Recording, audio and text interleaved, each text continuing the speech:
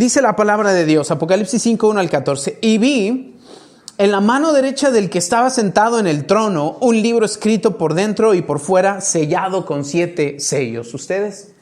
Y vi un ángel fuerte que pregonaba a gran voz: ¿Quién es digno de abrir el libro y de desatar sus sellos? Y ninguno, ni en el cielo, ni en la tierra, ni debajo de la tierra podía abrir el libro, ni aún mirarlo. Y lloraba yo mucho, porque no se había hallado a ningún digno de abrir el libro, ni de leerlo, ni de mirarlo. Y uno de los ancianos me dijo: no llores, he aquí que el león de la tribu de Judá, la raíz de David, ha vencido para abrir el libro y desatar sus 7 sellos. Y miré, y vi en medio del trono los 4 seres vivientes y en medio de los ancianos estaba en pie un cordero inmolado que tenía 7 cuernos y 7 ojos, los cuales son los 7 espíritus de Dios enviados por toda la tierra. Y vino y tomó el libro de la mano derecha del que estaba sentado en el trono. Y cuando hubo tomado el libro, los 4 seres vivientes y los 24 ancianos se postraron delante del Cordero. Todos tenían arpas y copas de oro que eran incienso, que son las oraciones de los santos. Y cantaban un cántico, o un nuevo cántico, diciendo: digno eres de tomar el libro y de abrir sus sellos, porque tú fuiste inmolado y con tu sangre nos has redimido para Dios de todo linaje y lengua y pueblo y nación. Y nos has hecho para nosotros reyes y sacerdotes y reinaremos sobre la tierra. Y miré y oí la voz de muchos ángeles alrededor del trono, y de los seres vivientes, y de los ancianos, y su número era millones de millones. Que decían a gran voz: el Cordero que fue inmolado es digno de tomar el poder, las riquezas, la sabiduría, la fortaleza, la honra, la gloria y la alabanza. Y a todo lo creado que está en el cielo y sobre la tierra y debajo de la tierra y en el mar y en todas las cosas que en ellos hay, oí decir al que está sentado en el trono y al Cordero, sea la alabanza, la honra, la gloria y el poder por los siglos de los siglos. Juntos, los 4 seres vivientes decían: amén. Y los 24 ancianos se postraron sobre sus rostros y adoraron al que vive por los siglos de los siglos. Señor, dame gracia para compartir tu palabra a mis hermanos y que esta palabra nos apasione, nos llene de tu presencia y dirija nuestros pasos en ti, en el nombre de Cristo Jesús. Amén. Muy bien.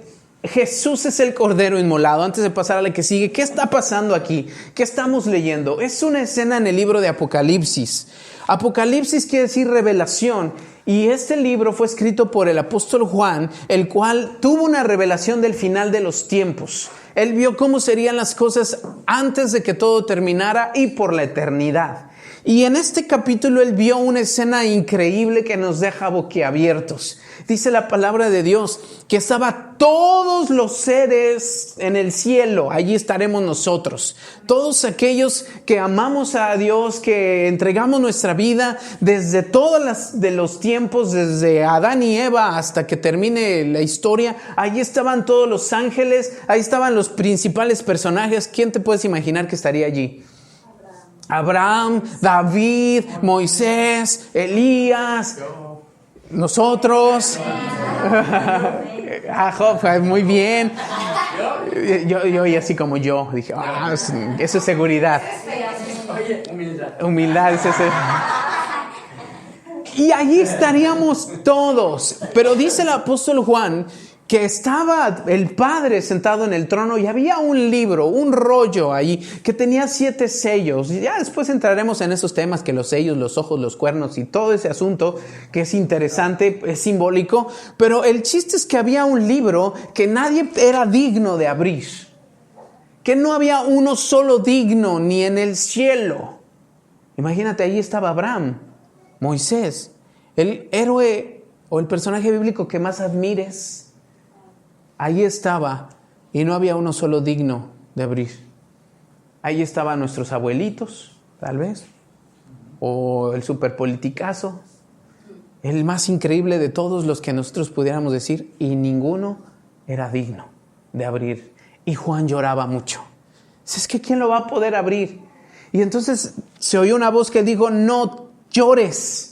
Aquí el Cordero de Dios, el León de Judá, la raíz de David, Él es el digno de abrirlo. Y dice la palabra de Dios que se levantó un cordero. Y habla de unos ojos y todo eso. Como inmolado. Y Él tomó el libro, dice en el versículo 7. Y cuando lo tomó, todos se postraron delante de Él y lo empezaron a adorar y dijeron, tú eres el Cordero digno de ser adorado porque fuiste inmolado, por tu sangre nos has redimido para nuestro Dios de todo linaje, lengua y nación. Y no solamente todos los ángeles se postraron toda la humanidad allí, se postraron todos los 24 ancianos y todos los seres vivientes. Esto es, no hubo una sola vida que no se postrara delante del Cordero de Dios y le adorara y declarara que Él era el único digno. ¿Por qué Él era el único digno? Porque fuiste inmolado. Y yo quiero que meditemos en este tema, porque es súper importante para que tengamos una relación preciosa, apasionada y viva con el Señor Jesús. Uri, por favor, la que sigue. Ahí puse un corderito, ¿verdad? Se veía bien bonito, bien tierno ahí, te estaba mirando. Primer lugar, para poder entender este tema, es bien importante que meditemos esto. Primero, la paga del pecado es la muerte. Romanos 3:23, que creo que me equivoqué y es 6:23, pero los dos dicen casi lo mismo, similar. Romanos, si lo quieres buscar en tu Biblia,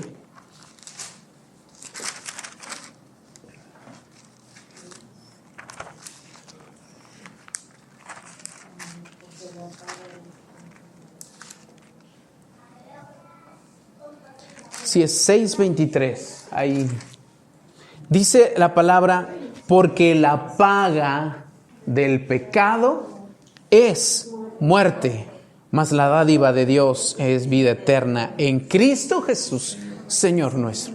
La Biblia deja algo asentado. Aquel que peca tiene que pagar. ¿Y cuál es la paga del pecado? La muerte. ¿Cuántos hemos pecado? Sí. Entonces debemos morir. Vuelta a ver el que tienes al lado, dile, tú debes morir.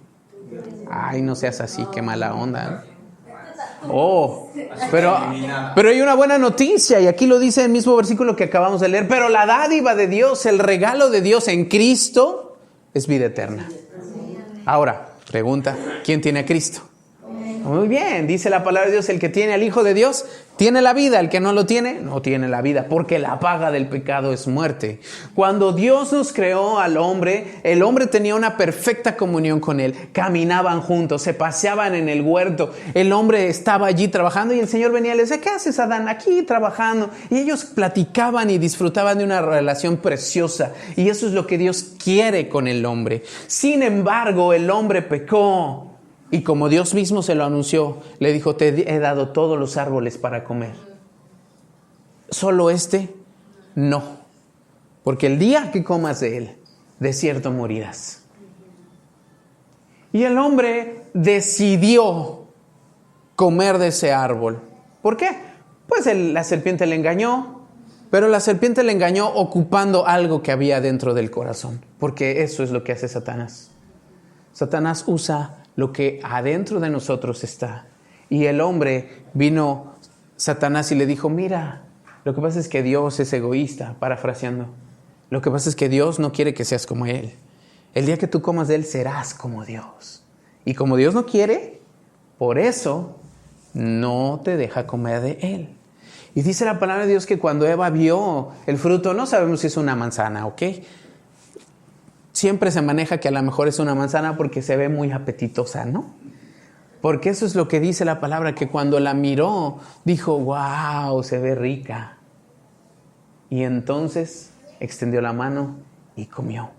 La consecuencia de su egoísmo, porque esa es la palabra correcta, egoísmo. ¿Qué es un egoísmo? Es cuando tú te pones en primer lugar. ¿Acaso no nos enseña el mundo que eso es lo correcto? Sí. Primero tú y después tú. Los niños nacen mío. Esto es mío. Y así crecemos. El Señor tiene que quitar esa naturaleza pecaminosa de nuestra mente, de nuestro corazón, y enseñarnos que nada es nuestro, que todo es de Dios. Egoísmo y desobediencia y de querer ser como Dios, porque fueron las palabras de Satanás. Si tú comes de él, serás como Dios. ¿Y se acuerdan cuando hablamos de Jesús el vencedor? Fue lo mismo. Satanás, eso es lo que quiso ser, como Dios. Y por eso él sigue engañando al hombre, diciéndole, tú puedes ser Dios. Tú puedes ser tu propio Dios. No necesitas a Dios. Tú puedes ser Dios. Tú puedes hacerlo todo. Tú eres el vencedor, eres el campeón, eres el inteligente. Dios no existe, es una idea, es una tontería. Para que el hombre diga, le quito el trono a Dios y me siento yo en él. Pero la consecuencia de eso es la muerte. Por eso Dios dijo, la paga del pecado es la muerte. Eso está en Génesis 2, 16, 17. El día que comas de él, de cierto morirás. No cayeron muertos inmediatamente. Lo hemos platicado algunas veces y pusimos el ejemplo del árbol. Ese ejemplo nos lo compartió muy bien un hermano llamado Hugo Martínez. ¿En qué momento muere el árbol? ¿Cuando lo cortas o cuando se seca? Desde que lo cortaste. El hombre en el momento que pecó, que comió, desde ese momento murió, aunque tardó en secarse 900 años. Porque era tal la vida que tenía de parte de Dios, que todavía le duró 900 años, ¿no? Pero cada vez ha sido reduciéndose. Y hoy los más fuertes viven 80. Ya todos mueren aún antes. Es rarísimo que alguien rebase los 90. Es así casi Guinness, ¿no? No, ese tiene 100. ¡Wow! No inventes, ¿no? Y cada vez va muriendo más la gente, más pronto el cáncer y muchas enfermedades que han ido surgiendo va reduciendo la vida. Entonces, la paga del pecado es muerte. Siguiente, Uri, por favor. Ellos murieron por causa de ¿qué? Del pecado. Pero ¿quién? No, espérame, aguántame. Por causa del pecado. Aquí se ven unos pelitos como el que tienes al lado, ¿no? Es una foto de su brazo. Dice la palabra de Dios que cuando el hombre pecó, comieron y se dieron cuenta de algo, que estaban desnudos. Y corrieron y se vistieron con hojas de higuera. ¿Has visto una higuera? Yo no sé cómo serían estos amigos, cómo la confeccionaron, pero ahí se pusieron hojas de higuera y andaban. Fue el primer taparrabos, ¿no? Orgánico. Un taparrabos vegano. Pero Dios vino y los vistió con pieles. Allí tuvo que haber una primer muerte para cubrir un pecado. Esto está en Génesis 3:21. Te lo leo rápidamente. No pierdas la cita en la que estamos. Génesis 3:21 dice, y Jehová Dios hizo al hombre y a su mujer túnicas de pieles y los vistió para que no estuvieran desnudos. Cubrió su vergüenza, cubrió su desnudez con pieles. Hubo un sacrificio de una víctima inocente para cubrir un pecado. Y desde allí Dios empezó a enseñar un principio. El pecado no se puede cubrir sino solamente con un sacrificio. El pecado no se puede tapar nada más con hojas de higuera. No puedes tapar tu pecado y decir yo no hice nada. No se cubre el pecado negándolo. No se cubre el pecado ignorándolo. No se cubre el pecado queriéndolo nada más. El pecado se cubre con la sangre derramada de un inocente. Esa es la única forma de cubrir el pecado. Siguiente, ahora sí, Uri, por favor. Y desde allí Dios empezó a enseñar que los sacrificios eran una forma de relacionarse con Dios. Porque el hombre está en pecado y su vergüenza hace que nos alejemos, nos escondamos de Dios. Pero entonces los sacrificios ponen al hombre en relación con Dios, porque hay una sangre derramada ya de un animal inocente para cubrir nuestro pecado. Y entonces el hombre aprendió que el pecado solo puede ser cubierto mediante el derramamiento de la sangre de un animal que toma nuestro lugar, porque te repito, la paga del pecado es Levítico 17, 10 al 12. Hay muchas citas, si quieren yo se las leo, ustedes las apuntan. Levítico 17, 10 al 12 dice así: si cualquier varón de la casa de Israel o de los extranjeros que moran entre ellos comiere alguna sangre, yo pondré mi rostro contra la persona que comiere sangre y lo cortaré de entre de su pueblo, porque la vida de la carne en la sangre está, y yo se las he dado para hacer expiación sobre el altar por vuestras almas. La misma sangre hará expiación de la persona. Por eso el Señor prohibió comer sangre. Si te gusta la moronga, dile adiós. Porque está prohibido por Dios comer sangre. ¿Por qué? Porque Él dio la sangre para hacer expiación de nuestros pecados. Y Él dijo: si tú comes sangre, yo pondré mi rostro contra ti. A lo mejor no lo sabíamos. Así de, caray, nunca había escuchado eso, ¿no? Así, no te preocupes, ahora en Cristo eres nueva criatura y todo lo que comiste ya pasó, ¿no? Ya.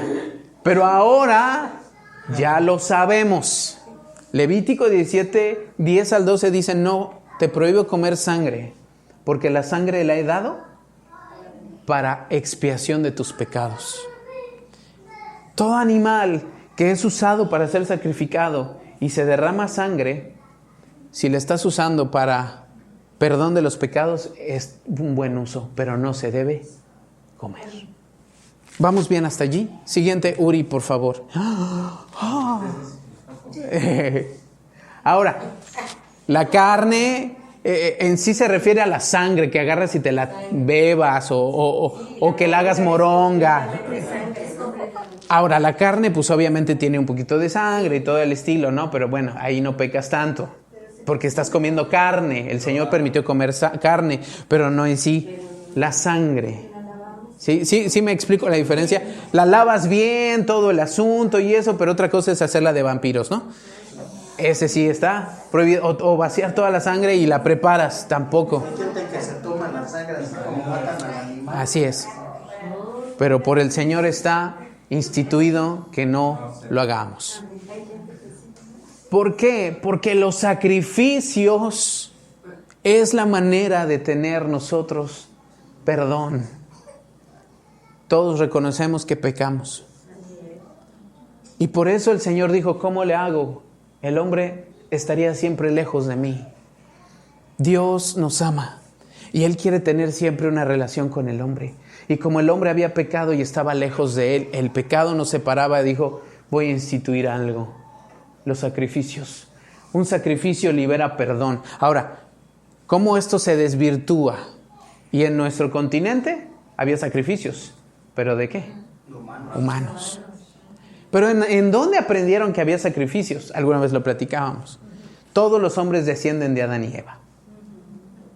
Y desde allí ellos sabían que los sacrificios era parte de estar en comunión con Dios. Cubren nuestro pecado temporalmente. Establecen una relación de pacto. ¿Por qué de pacto? Porque el Señor dijo: yo te doy esa sangre para que haya redención. Y tú guarda tu santidad. ¿Quieres estar conmigo? Te lo permito mediante sacrificios.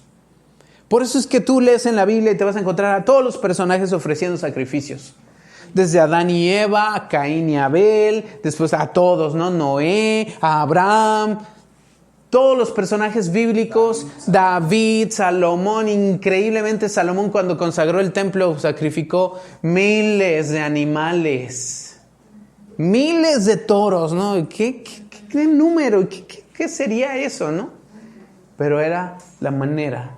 Dios quería, nota esto, grabar en el hombre que pecar tiene consecuencias mortales, y que solo derramando sangre se podía remediar, porque pecar es muerte.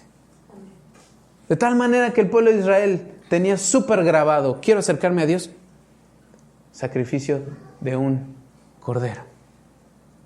Y ahí va tomando forma ya algo, ¿no? ¿Qué se le sacrificaba? ¿Cualquier animal? No. Ay, pues ahí tengo un perrito, le damos chicharrón y se lo ofrecemos a Dios. No, el Señor era muy estricto y decía: un cordero perfecto, sin defecto, ese es el que me puedes ofrecer para perdón de tus pecados. Y había diferentes cosas. Si alguien mataba a alguien accidentalmente, si alguien esto, había cosas que podían ofrecer. Pero para ser expiados por su pecado, este era el remedio: un cordero sin defecto, ofrecido en el altar. Y la sangre se tomaba en un estilo de bowl y se metía al lugar santísimo y se derramaba sobre una plancha de oro que se llamaba el propiciatorio. Y entonces Dios descendía y decía: su pecado ha sido perdonado. Siguiente, por favor. ¿Me van siguiendo? Sí. Hasta allí tenemos un problema. El pecado es muerte. Pero hay una manera de acercarnos a Dios: sacrificios. Oiga, pastor, pero yo nunca he visto que hagan sacrificios aquí. Imagínense que ustedes vengan todos los domingos con su chiva, ¿no?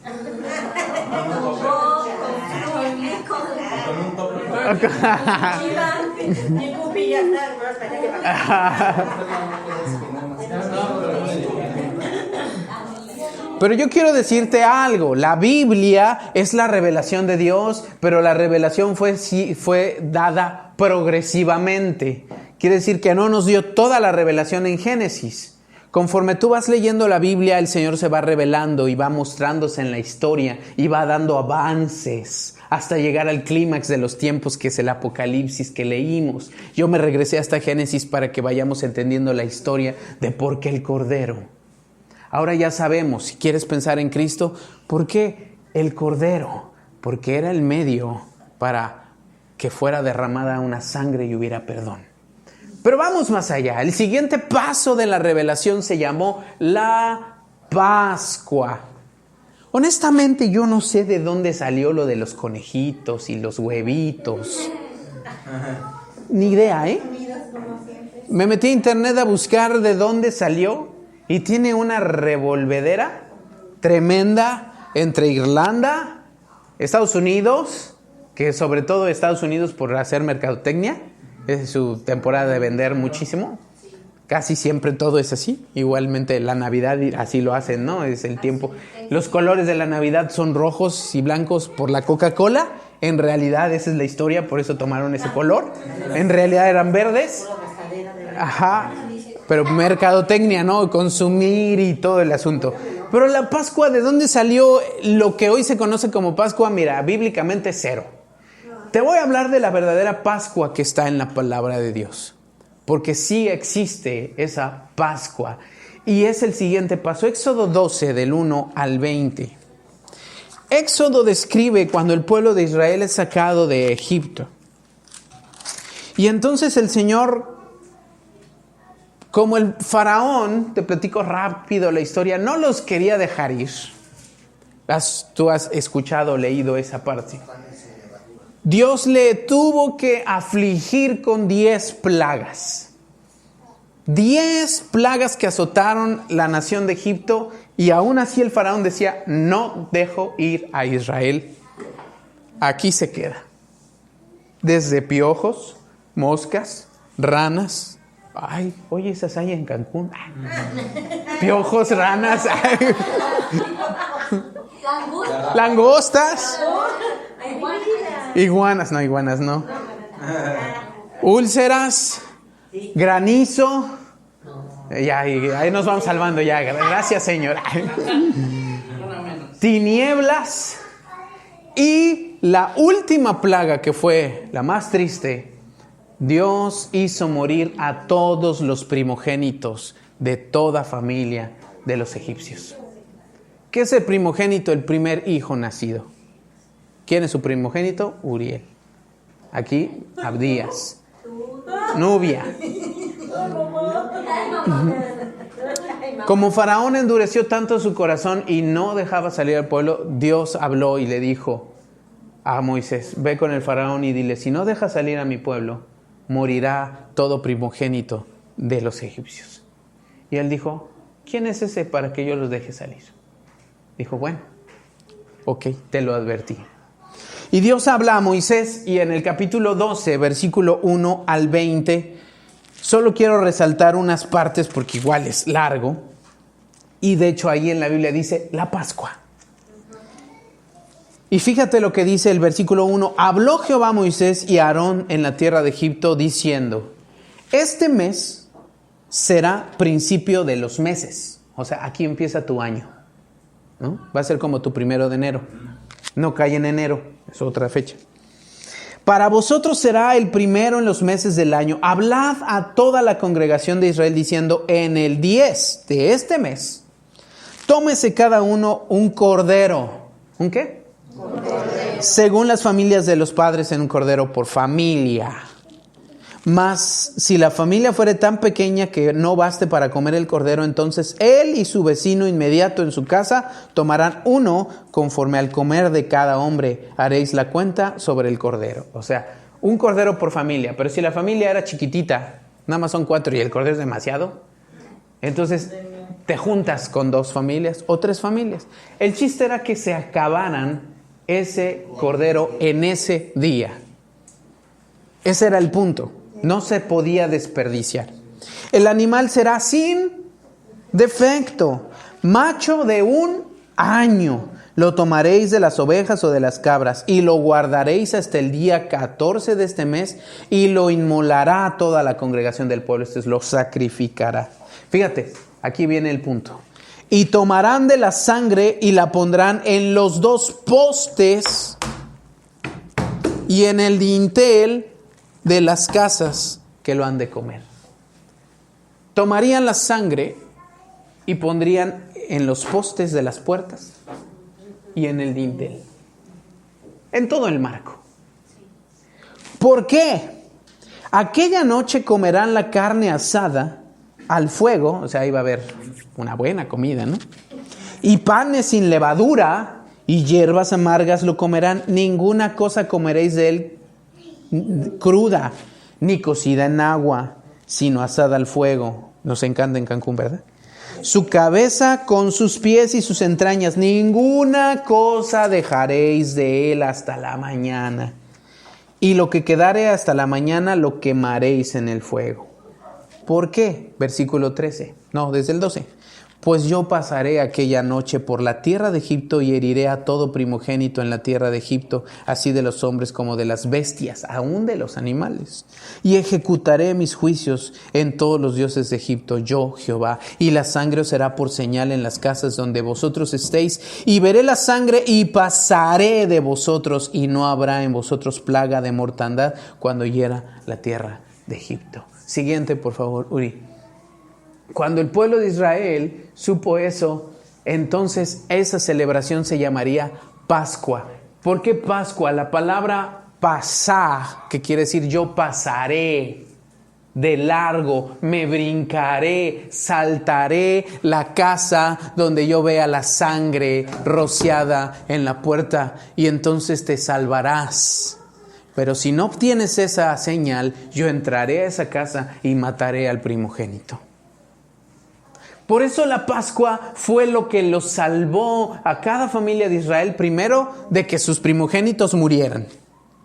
Segundo, esa muerte hizo que los egipcios, por tanto dolor y tanta aflicción, dijeron, váyanse, salgan, y los dejaron en libertad porque ellos eran esclavos.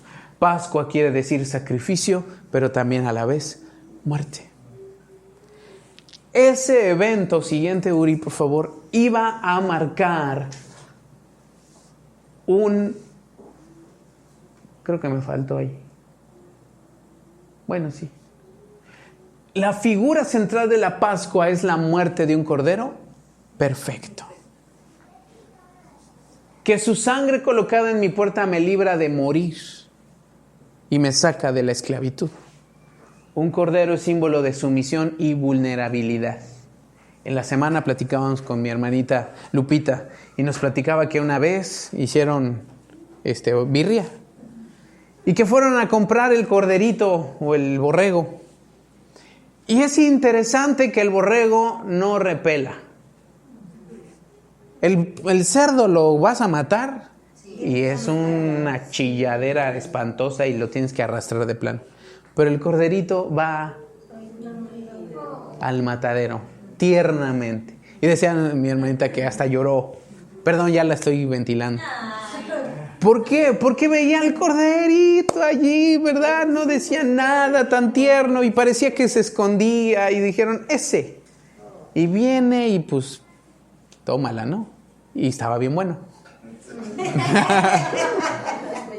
Pero el cordero es un símbolo de sumisión y vulnerabilidad. No pelea, va como corderito al matadero. La Pascua era comunión con familia. Cuando celebraron la Pascua, se reunieron a comer. Disfrutaron de un buen banquete. La familia y a lo mejor otros más. Era un tiempo de comer también panes sin levadura. También vamos a ver más adelante que la levadura representa el pecado. La levadura es un microorganismo, en realidad es una bacteria que se depone en la masa y la acción que produce es, se come los elementos y convierte en azúcares todos los alcoholes, por eso se fermenta. Al revés, los azúcares los convierten en alcoholes, por eso hay una fermentación, por eso se esponja, pero en realidad la levadura es corrupción, corrompe, echa a perder. Pero ya con el fuego se controla y por eso cierta temperatura mata la levadura hasta que hizo su efecto. Pero en ese tiempo Dios le dijo al pueblo, panes sin levadura porque no quiero nada de corrupción. Nada que eche a perder, símbolo también del pecado. Por su acción corruptora. Siguiente, por favor, Uri. Entonces, con la Pascua inicia la nación de Israel. La Pascua marcó su inicio como nación, su tiempo, su calendario, su libertad, su lealtad con Dios. Y que a pesar de nuestro pecado, Él siempre provee la manera de acercarnos a Él. Y lo hace mediante un cordero, el cordero de la Pascua, que fue el que quitó el pecado, que les libró de morir, que había una señal visible y que el ángel de la muerte entró allí y no mató al pueblo de Israel, ninguno de sus hijos. Y eso fue lo que les permitió salir a la libertad y ser una nación. Por eso esa es la Pascua. No es andar buscando huevitos. Era una celebración que duraba 7 días, en la cual desde el primer día tomaban el cordero, lo guardaban, lo preparaban, en el último día lo sacrificaban, lo guisaban, ponían esa sangre en las puertas y comían panes sin levadura y hierbas amargas que les iba a recordar la amargura que vivieron antes de ser libres. ¿Lo siguen haciendo? Sí, lo siguen haciendo. ¿Nosotros lo seguimos haciendo? De otra manera. Siguiente, por favor, Uri. ¿Por qué de otra manera? Porque Jesús es el Cordero inmolado. Vamos a Lucas 22, por favor. Entonces ya no vamos a celebrar la Pascua. Hay otra Pascua para nosotros y el Señor Jesús la enseñó. Lucas 22, 7.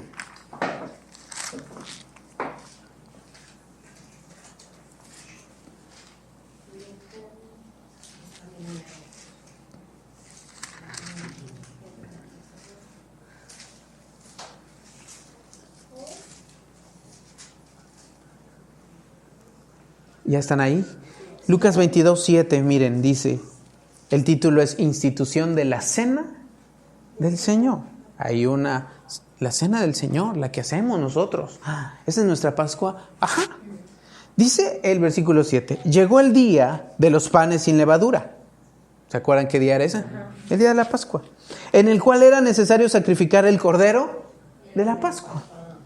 Y Jesús envió a Pedro y a Juan diciendo: id, preparad la Pascua para que la comamos. Ellos le dijeron: ¿dónde quieres que la preparemos? Él les dijo: he aquí, al entrar en la ciudad saldrá un encuentro un hombre que lleva un cántaro de agua. Seguidle hasta la casa donde entrare y decid: el padre de familia está en casa. El maestro te dice: ¿dónde está el aposento donde he de comer la Pascua con mis discípulos? Entonces él os mostrará un gran aposento alto ya dispuesto, preparad allí.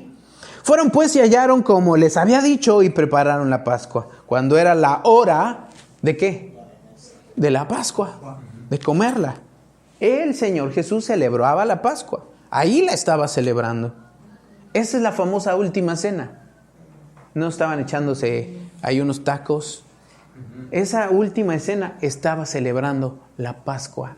No es ni una casualidad, porque Jesucristo, ellos estaban celebrando algo que había sucedido antes, en lo cual recordaban que por medio de esa sangre eran perdonados, que por medio de ese cordero sacrificado habían sido libres de la esclavitud, que por medio de esos panes que ellos estaban comiendo no tenían que estar en pecado, y las hierbas amargas, la amargura que habían vivido, eso lo tenían en mente cada judío que participaba de la Pascua. Y el Señor Jesús en ese momento, dice la palabra de Dios, y les dijo: cuánto he deseado con vosotros esta Pascua antes que padezca.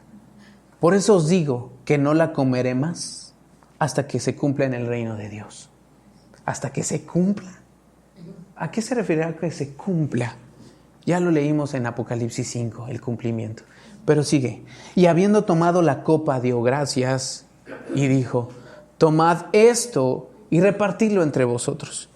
Porque os digo que no beberé más del fruto de la vid hasta que el reino de Dios venga. Y tomó el pan, un pan sin levadura, que es el que comían, y dio gracias, y lo partió, y lo dio.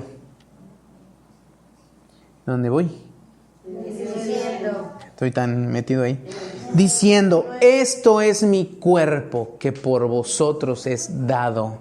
Haced esto en memoria de mí. De igual manera, después que hubo cenado, o sea, que comió el cordero, comió el pan y luego comieron el cordero. Y él dijo: este es mi cuerpo. Y después estaban comiendo esa carne, ¿no? Pero después tomó la copa diciendo: esta copa es el nuevo pacto en mi sangre. ¿Te acuerdas que en la Pascua había sangre involucrada? Pero ahí no se la estaban tomando, obviamente. Pero había una copa. Y él dijo: esto representa mi sangre que por vosotros se derrama. Mas he aquí, la mano del que me entrega está conmigo en la mesa. A la verdad, el Hijo del Hombre va según lo que está determinado, pero ay de aquel hombre por quien es entregado. Aquí el Señor Jesús comienza a celebrar la Pascua, pero enseñó algo que cambiaría toda la eternidad y trascendería a todo el universo. Jesucristo tomaría el lugar de ese cordero. Ese corderito que se sacrificaba cada año y se celebraba la Pascua, Jesucristo tomaría ese lugar y Él sería ese cordero. Él sería nuestra Pascua. Su sangre se derramaría. ¿Dónde se derramó su sangre? En la cruz. Era un cordero perfecto. Jesucristo fue perfecto, no pecó. Él era sumiso y a la vez vulnerable. Isaías 53:7 es increíble cómo lo describe Isaías. Dice: como cordero al matadero fue llevado, enmudeció y no abrió su boca delante de sus trasquiladores. Jesucristo fue llevado a la cruz y como cordero no peleó, no se enojó, no reclamó.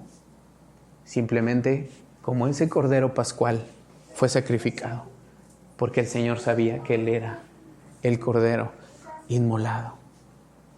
Está interesante, ¿verdad? Pero yo quiero darte otra cita. Uri, por favor, la que sigue.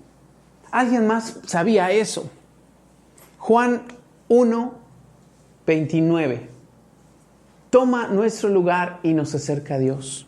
Jesús limpia nuestro pecado y nos libra de la muerte, y satisface la deuda contraída y paga el precio por nuestra redención.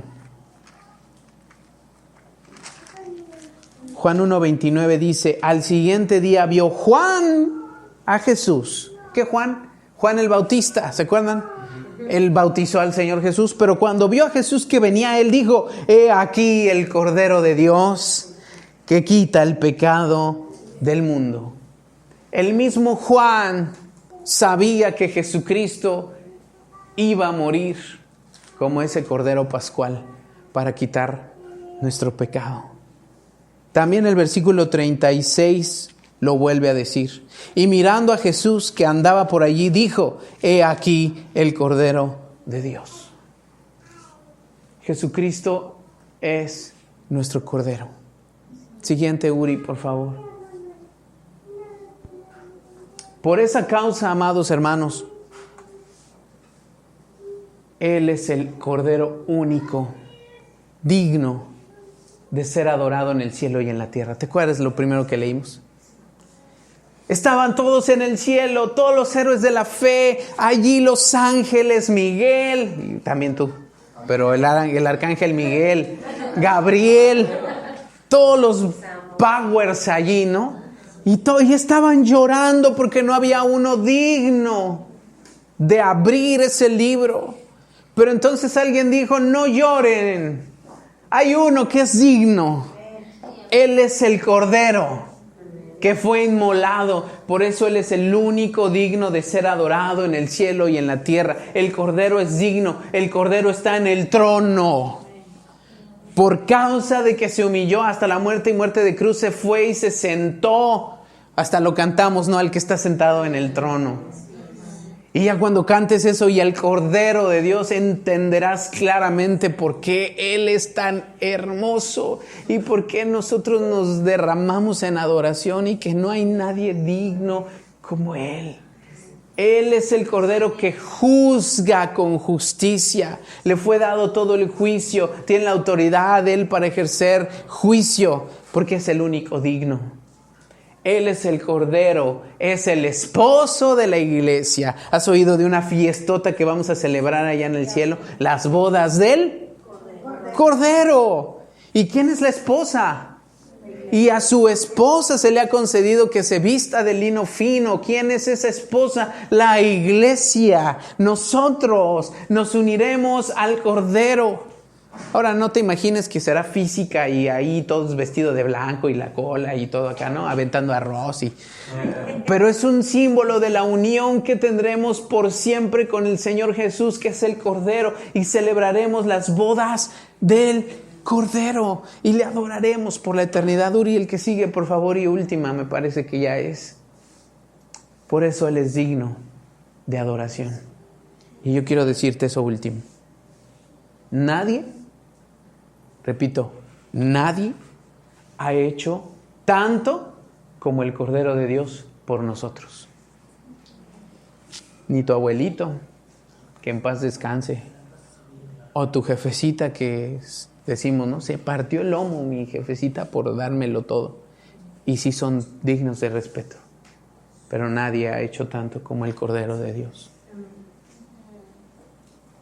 Por más que a una persona haya entregado aún su vida por nosotros, no se iguala a lo que el Cordero de Dios hizo por nosotros. Por eso Él es el único digno de ser adorado. Con todo respeto, ni María, ni San Judas, ni quien tú quieras, ni toda la corte celestial ha hecho lo que el Cordero de Dios hizo por nosotros. Por eso Él es el único digno de ser adorado. Los demás son dignos de ser honrados y respetados, incluyendo a Abraham, Moisés, David. Yo quiero conocerlos y los saludaré y diré mis respetos.